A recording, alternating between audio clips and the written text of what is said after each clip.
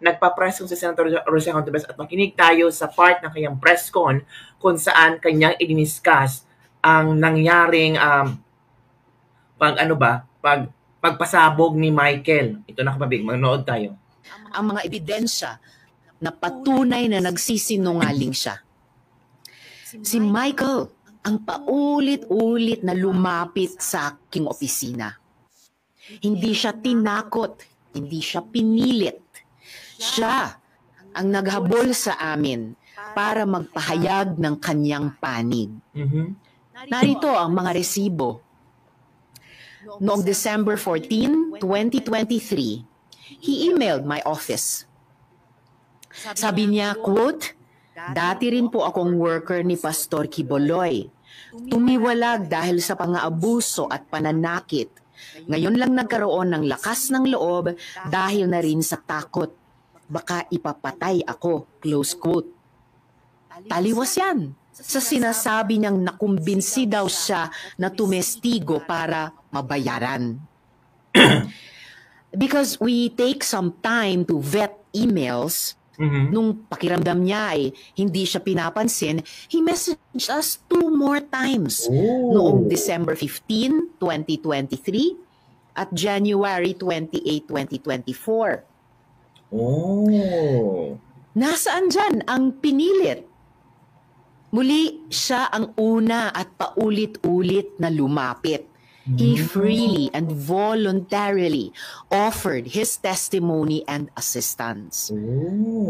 Pangalawa, inutusan daw si Michael na idamay at idagdag sa testimonya niya si dating Pangulong Duterte at VP Sara Duterte. Kalimutan na ata ni Michael na sa pinakaunang salaysay na siya mismo ang gumawa at nagbigay sa aking opisina, andoon na ang pangalan ng mga Duterte. Sinulat niya, quote, "Minsan po nagvi-visit doon si former Pres Duterte at VP Sara Duterte," close quote. Siya ang nagbigay at nagsulat niyan. Again, walang pumilit. Siya ang nagkusang loob. No one paid him. No one coerced him. I cannot stress this enough. In fact, on February 7, 2024, he was the one who asked us for money. Quote, "I just want to ask if her office give a financial assistant. I want to buy a new laptop." Close quote. Malinaw ang sagot namin sa kanya.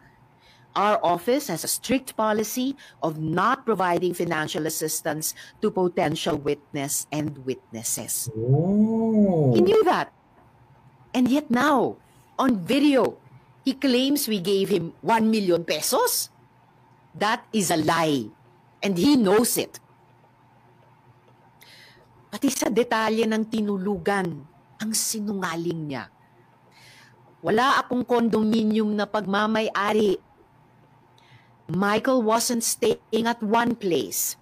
Inililipat siya sa iba't ibang safe house na inayos katulong ang religious groups at civil society dahil na rin sa sinabi niyang banta sa kanyang buhay.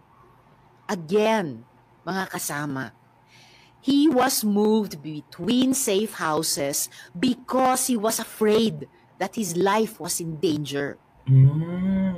This is our system of coordinating witness safety since the Duterte years. Kung may nagbayad kay Michael, di ako magtataka kung KOJC yan.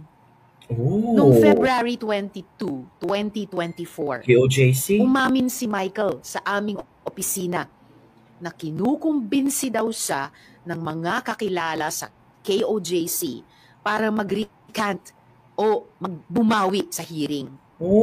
Sumbong niya, quote, "Mag-recant daw ako para mapahiya si Senrisa, especially daw yung mga nakita ko sa mga Duterte.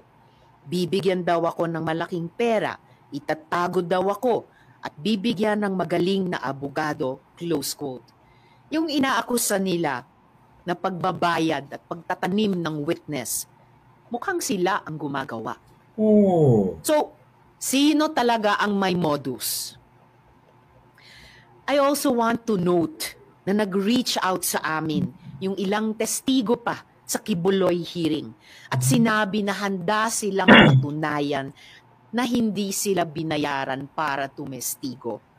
Remember that Michael is only one of 14 witnesses na hindi nga siya ang star witness.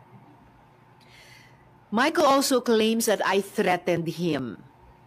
Yet, on June 22 and 23, 2025, just this month, just last week, Michael was the one frantically messaging my staff.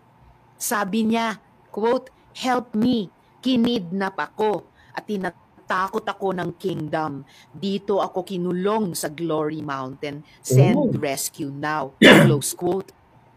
We took his messages seriously. We forwarded them to the PNP in Davao for immediate action. At noong kumikilos na ang PNP, biglang lumabas ang video. Bago pa iyan, nakailang mensahe na rin si Michael na hinaharas siya ng ilang hindi kilalang individual pagkatapos ng pagdinig sa Senado. Katulad iyan ng nangyari sa Farmally hearings, kung saan dokumentado namin yung pagsumbong ng witnesses na siya ay tinakot at hinaras ng kampo ng Farmally. Yan ang totoong modus nila.